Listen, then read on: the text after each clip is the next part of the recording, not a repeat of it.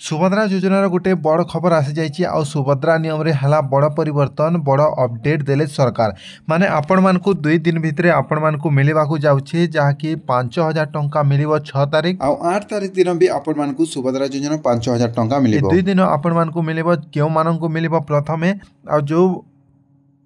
प्रथम किस्तिर चतुर्थ पर्याय टंका आसिला एबे पंचम पर्याय टंका आसीबो जो मानकु मिली नाही टंका आउ मार्च 8 तारिख दिन केउ मानकु मिलिबो प्रथमे जो मानकु मिली सारिछि से मानकु मिलिबो कि एबे जो मानकु मिलिछि टंका से मानकु मिलिबो डिटेल्स चलंतु वीडियो शेष पर्यंत देखिले जानि परिबा। आउ एठी कोन लेखा जाइछि प्रभाती परिणाम एम कोन कहिसंती पूरा डिटेल्स आपण मानकु कहबी वीडियो शेष पर्यंत देखंतु।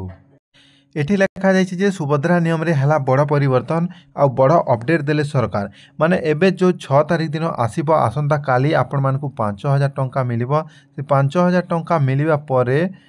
8 तारिख दिन 5000 टंका मिलिबो तेबे से मानकु केउ मानकु मिलिबो सेटा आपण माने ए वीडियो रे जानंतु। एठी कोन लेखा जाइछि देखंतु सुभद्रा योजना को नै बड़ खबर 3 दिन रे 2 थर मिलिबो टंका आ डबल किस्ती पाइबे बोली कुआ जाइछि हिताधिकारी आ ए नै बड़ घोषणा करिसंती राज्य सरकार मार्च 6 तारिख अर्थात आसंता काली आपण मानकु सकाले मिली जिवो टंका प्रथम किस्तीर पंचम पर्याय टंका आ ता परे पुणी थरे दिनक परे थरे मिलिबो सुभद्रा टंका 5000 टंका माने आपण मानकु एही मासरे 2 थर सुभद्रा योजना टंका मिलिबो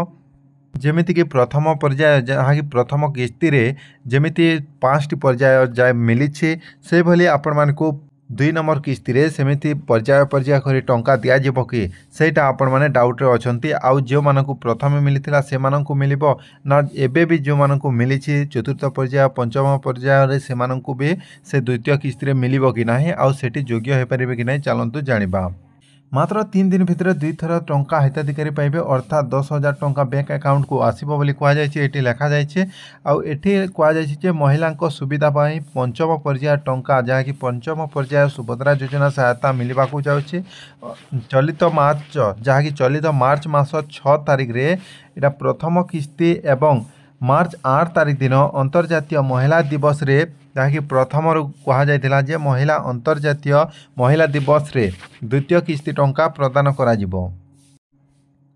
आउ एबे देखंतु सुभद्रा हिताधिकारी संख्या 1 कोटी पार होइथिबा बेले मार्च 8 तारिख रे एका बेले समस्तंक खाता को जीव सुभद्रा टंका बोली एटी कह जाइए यह द्वारा 1 कोटी रु अधिक हिताधिकारी उपकृत हेबे माने जो प्रथम किस्ती रे आपण मानकु पंचम पर्याय टंका पर्यंत मिलिबो टंका आउ मिलिछि आउ एबे एहिटा द्वितीय किस्ती रे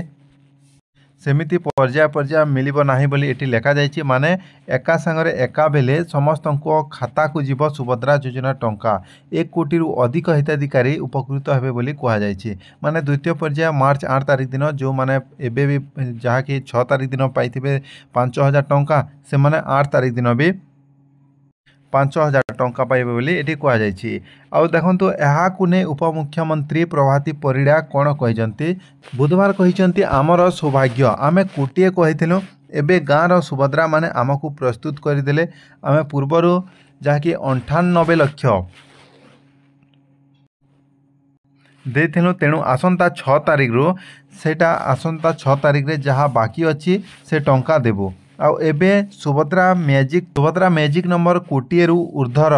छुईछि आउ एणिकी सुभद्रा योजना हेबो डोर टू डोर सर्वे बोली कहा जाइछे आउ वंचित हिताधिकारी खोजिबाकू सरकार प्रयास करिवे मार्च 31 जाए आवेदन बंद करी सर्वे हेबो आउ ए जाए सुभद्रा रे 1 कोटी 8 लाख महिलांको आवेदन करिसंती एतिकी भितर जो मानकर गोटे भी वंचित न हबो बोली से माने सर्वे करेंगे घर घर जाइए डोर टू डोर सर्वे चलिबो बोली एठी कहा जाइए आ जो मानकर रिजेक्ट अच्छी किंबा जो मानकर अंडर प्रोसेस अच्छी डीबीटी लिंक नाही से मानकर भी सॉल्व पाई कहा जिवो।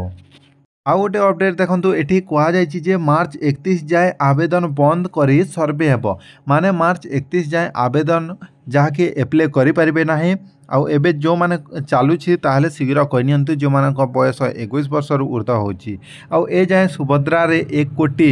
8 लाख महिला आवेदन करि सारिछंती बोली एठी लेखा जाइछि। तेबे देखंतु आहुरी भी कहा जाइछि जे एठी प्रभाती आहुरी कहिसंती कोटिए महिला एबे गोटिए କଥା କହିବେ ଯାହାକି ମହିଳା ଦିବସ ପୂର୍ବରୁ କୋଟିଏ ଛୁଇଁଛି ସଂଖ୍ୟା। ମାର୍ଚ୍ଚ 8 ତାରିଖରେ ସମସ୍ତ ହିତାଧିକାରୀଙ୍କ ଖାତାକୁ ସୁଭଦ୍ରା ଯୋଜନା ଟଙ୍କା ଦିଆଯିବ